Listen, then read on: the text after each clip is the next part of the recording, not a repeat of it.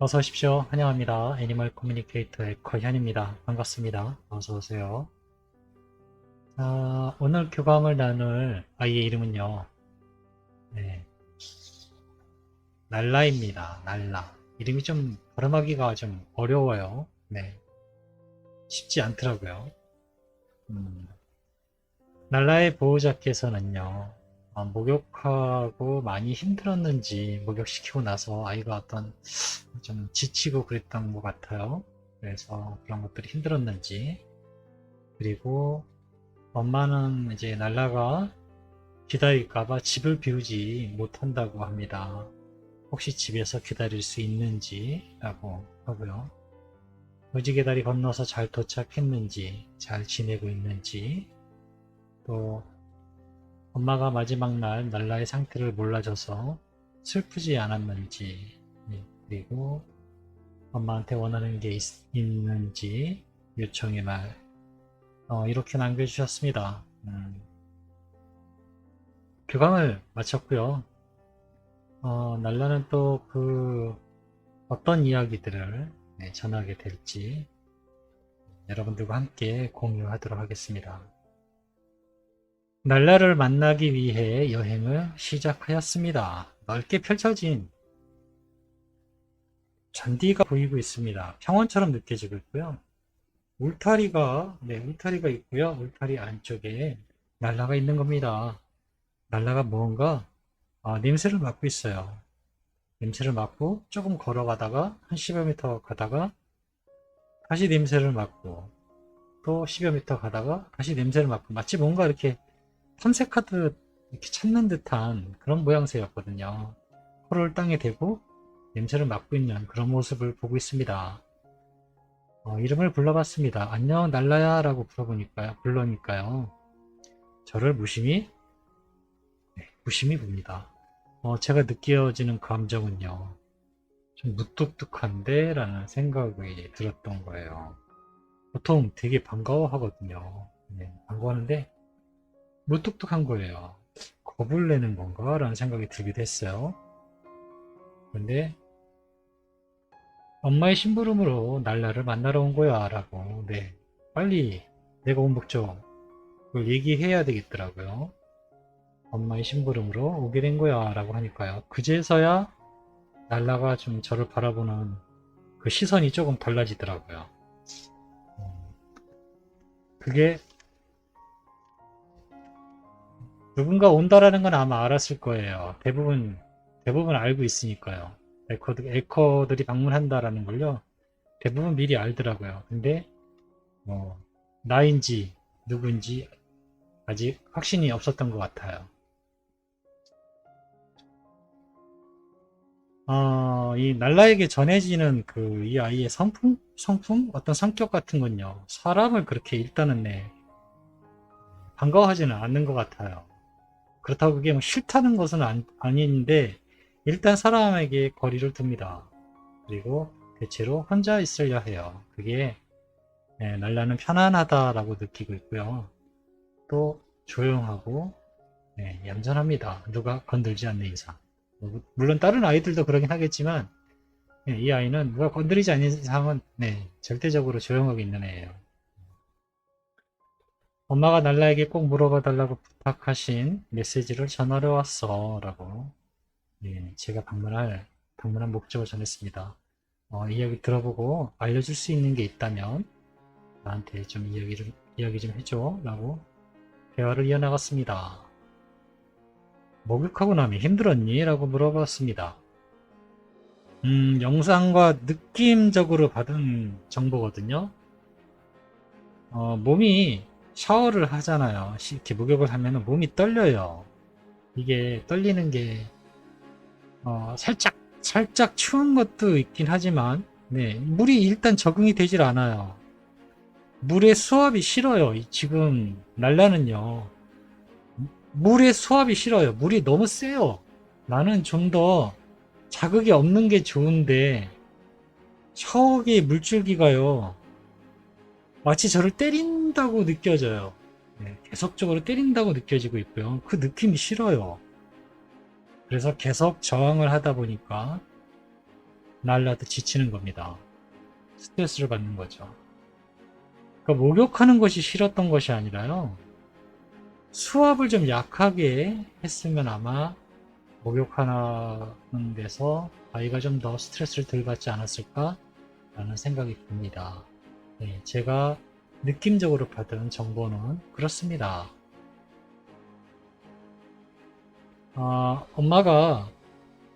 엄마는 혹시 날라가 집에서 기다릴까봐 집을 비우지 못한다고 하셔. 혹시 집에서 기다릴 수 있니? 라고 물어봤습니다. 난 기다리지 않아요. 라고 합니다. 난 엄마가 부르면요. 빨리 갈 수 있어요. 나에게 거리는 있지 않아요. 라고 합니다. 네, 엄마와 엄마의 가슴에는 거리가 있나요? 라고 묻습니다. 저는 이 말뜻을 알고 있거든요. 엄마와 엄마의 가슴은 분리되어 있지 않고 하나잖아요. 말 그대로라면. 근데 왜 이런 얘기를 하냐면요. 나는 엄마의 가슴에 있어요. 라고 하거든요. 나는 가슴에 있는 그 문을 통해서 엄마에게 넘나들고 있어요. 라고 합니다. 난 집에 있지 않아요. 엄마가 산책을 할 때 나를 부르면 난 그 옆에 있으니까요. 라고 합니다. 여러분들 이태가 물론 어, 아이가 사후세계에서 무지개다리 건너에서 올 때 우주를 통해서 하늘로 해서 하늘로 내려와서 집에 문을 열고 들어온다라고 생각하시나요? 아니면 그냥 문도 통과하고 집에 있을 거야 라고 생각하시나요? 저도 그렇게 생각했었거든요. 본 적이 없기 때문에 그럴 것이다 라고만. 네. 그리고 어느 누구도 그걸 자세하게 얘기해주는 책이나 내용이 없어요. 네. 그래서 그냥 그럴 것이다 라고만 생각하고 있고 중간 과정을 들어본 적이 없기 때문에 저도 잘 몰랐거든요. 그런데요. 날라가 이렇게 알려줍니다. 하늘에서 만약에 내려오면 엄마의 가슴을 통해서 나를 찾고 있는 사람의 가슴의 눈을 통해서 도착하는 것이지 하늘을 통해서 내 옆으로 이렇게 오는 게 아니라고 하는 겁니다. 그러니 기다릴 필요가 없어요. 왜냐하면 그 마음의 문은요, 그 아이가 넘나들 수 있는 문이 나에게 있으니까요. 어디를 가든 편안하게 다니시면 됩니다. 불안해하실 것도 없고요. 무슨 말 뜻인지 이해하셨으리라. 음, 무지개 다리 건너서 잘 도착했니? 라고, 잘 지내고 있니? 라고 물어보았습니다. 네, 엄마가 마지막까지 도와주셔서 잘 건너왔어요. 엄마가 걱정할 만한 것은요, 이곳에 있지 않아요. 라고 합니다. 잘 지내고 있어요. 건강하고요. 엄마도 잘 지내고 있으신가요? 라고 합니다. 나도 엄마를 걱정하고 있어요. 그래서 엄마를 보러 내려가곤 합니다. 라고 하네요. 음, 잘 도착했고요. 잘 지내고 있습니다. 그리고 진짜로 건강해 보이고요. 어디 이렇게 뭐 나빠 보인다거나 네, 그런 모습 전혀 보이지 않고 있어요. 엄마가 마지막 날 날라 상태를 몰라줘서 슬프지 않았니? 라는 이 질문에 대한 아주 똑같이 물어보았습니다. 날라의 대답은 이렇습니다. 그건 별로 중요하지 않았어요. 라고 합니다. 엄마가 그것을 안다 해도 달라질 것이 없었다는 것을 알고 있었으니까요. 모르는 것이 때론 나을 때도 있어요. 라고 합니다. 그리고 엄마가 알기를 원치 않았어요. 이렇게 이야기해 주네요. 대부분의 아이들은요, 안 알려주려고 해요. 내가 병들었음을, 내가 고통받고 있다라는 걸요, 잘 얘기를 안 해요. 그냥 어딘가 혼자 안 보이는 곳에서 이렇게 끙끙거리지, 아프다고 깽깽깽깽 하면서 이런 식으로는 잘 안 해요. 아이들이. 대부분이 그렇습니다. 엄마에게 원하는 게 있니? 라고 물어보았습니다. 지금 엄마에게 원하는 것은 없어요. 아, 한 가지 생각났습니다. 혹시 저를 생각하며 슬퍼하시나요? 라고 합니다. 저에게 엄마는 부족함이 없으셨어요. 깊게, 네, 아주 깊게 한번 숨을 내쉬고요. 편안함에 머무르세요. 엄마는 잘 해오셨어요. 그러니 엄마에게 원하는 것은 아무것도 없습니다. 라고 하네요.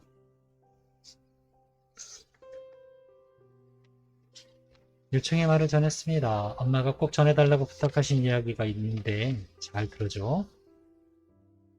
이곳에서 즐겁게 지내다가 꼭 다시 엄마한테 돌아와 달라고 엄마가 엄마의 자식으로서 다시 와야 돼 이렇게 전해달라고 부탁하셨는데 라고 전했습니다. 랄라의 대답을 전해드릴게요. 이미 난 엄마의 자식인데 내가 어떤 모습을 하고 있던 나에겐 엄마예요 라고 합니다. 나의 사랑이 충분하지 않았을까요? 부족했을까요? 라고 합니다. 그렇지만 엄마의 마음을 알아요.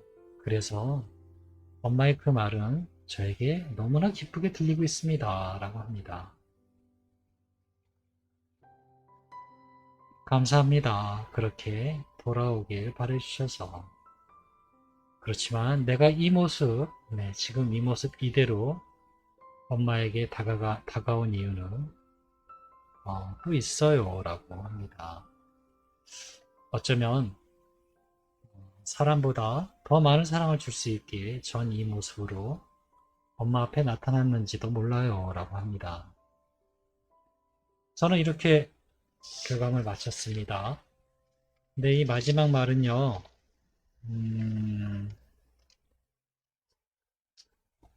제가 뭐 거의 엄마들이 다음 생에는 건강한 모습으로 태어나길 바라기도 하고요.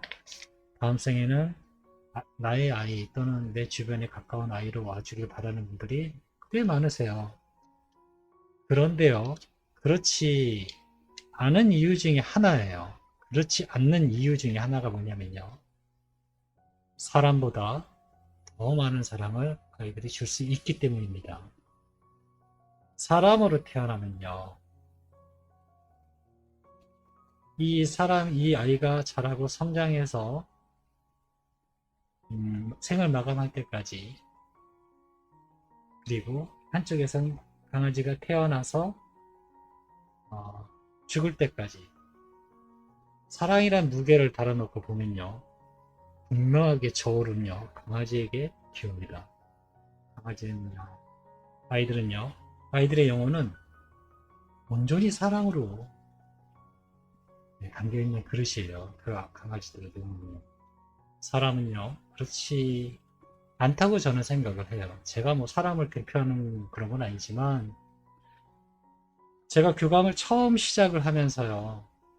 가장 기본이 되는 게 뭐냐면요. 동물도 하나의 인격체, 같은 종, 단지 강아지라는 종, 나는 인간이라는 종으로 동등한 조건에서 바라봐야지 교감이 잘 된다라는 그거는 어느 책을 봐도 나와 있어요. 존중하라는 거. 저도 그렇게 존중하면서 아이들하고 교감이 시작된 건데요. 그런 식으로 봤을 때는요. 사람이 더 낫거나 그런 거 별로 없어요. 아시잖아요. 짐승보다 못한 사람 많다. 그리고 강아지들이 사랑이 훨씬 더 많은, 특별하고, 네. 뭐 어느 게 좋다 나쁘다라고는 감히 말할 수는 없지만요. 강아지의 모습으로 나에게 다가온 이유는요. 어쩌면 정말 사람보다 더 많은 사랑을 주기 위해서 저희 앞에 나타나는 것일 수도 있어요. 제가 너무 말이 행설수설했나요?